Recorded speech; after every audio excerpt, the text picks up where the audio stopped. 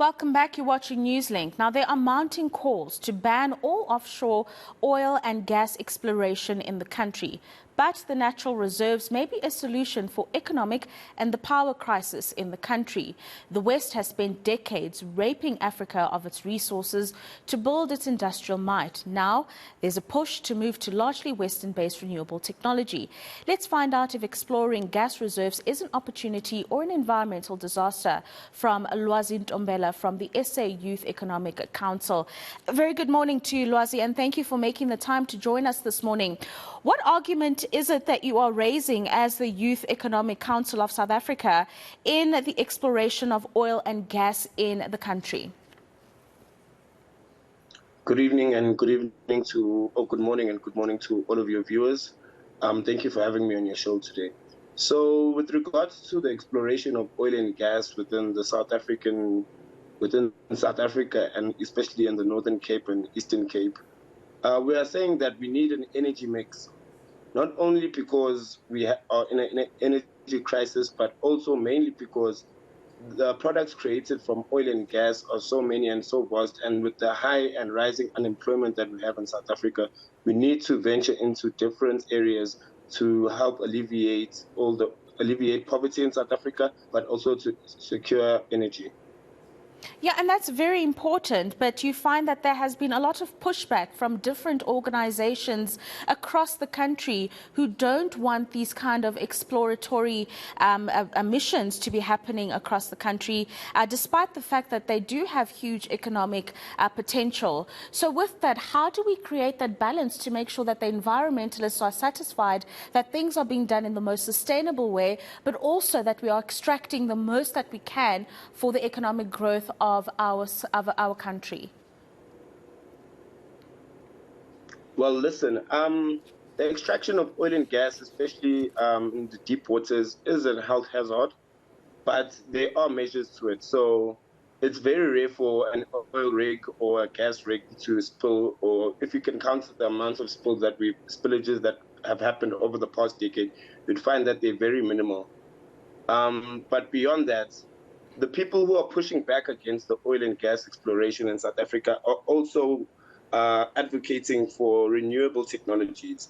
We are not saying that renewable technologies are bad, but in order for South Africa to shift from where we are now to all the way to renewables, we'll need to mine 500% more than what we're mining, first of all, and then we'll also need to have trillions and trillions of rands moving towards that industry. Currently, we cannot afford that. And then number two, it's just not sustainable because we know that renewables are intermittent. So if you know that there's no sun and there's no wind, the battery storage that they currently have is just not sufficient enough to provide us with energy. And then also, just to add on that, if you look at renewables and you compare them to oil and gas exploration and extraction and so on and so forth, with the renewables, the amount of mining and water that will be used for us to move from where we are now to where we will need to be will damage the economy, the ecosystem more, because you'd have to use more water, you'd have to use more land, which will mean that you'll be moving animals away from their natural habitats, and you'll just have to use way more resources. So we do need renewables, but we also need to venture into oil and gas to help alleviate our poverty in South Africa. Yeah. And then what about government's role here? I think one thing that we can all be proud of as South Africans is the Constitution and the right to protest against certain things as they happen, which is every right of an environmentalist who sees some kind of opposition to oil and gas exploration. But do you think, as the SA Youth Economic Council, that the government should be playing a stronger role in making sure that these important exploration activities are taking place outside of the resistance that we've met? Because there have been a couple of court cases throughout the year where opportunities of exploration have been lost because of protest action and court action against big companies.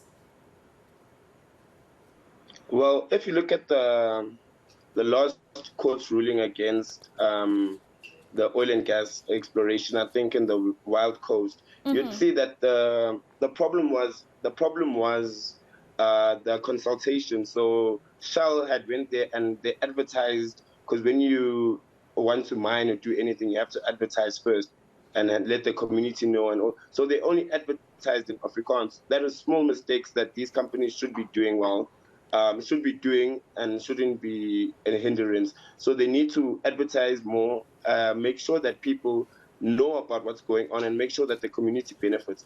I don't really think that governments can do anything except for changing legislation, because when these lobby groups take these big corporations to court, it's always on the basis of consultation and not sufficient consultation, not on the actual extraction of the mineral. So they just need to do a better job in consulting the community and making sure that the community is part of the process from the exploration all the way to the actual mining of the mineral. So the whole value chain needs to be needs to have the community members, and community members should not be left out of the whole process. So that's the only thing that government can actually do. They can help these companies consult better in terms of making sure that everyone and anyone who is affected knows what's going on and knows how they're going to benefit from this process.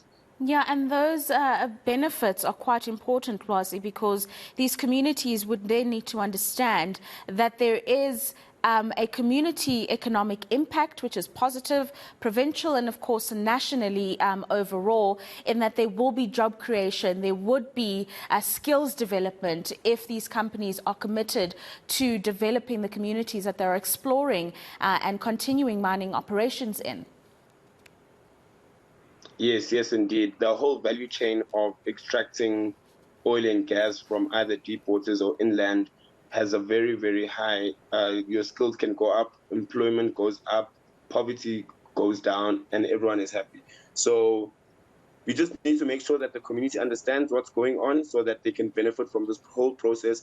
And then also, we just need to make sure that the skills are transferred to South Africans. Because another problem that people have or are scared of is that foreign labor will come into South Africa because of the lack of skills. So the companies that are going to be extracting this thing need to commit to upskilling the community, especially the ones surrounding the area.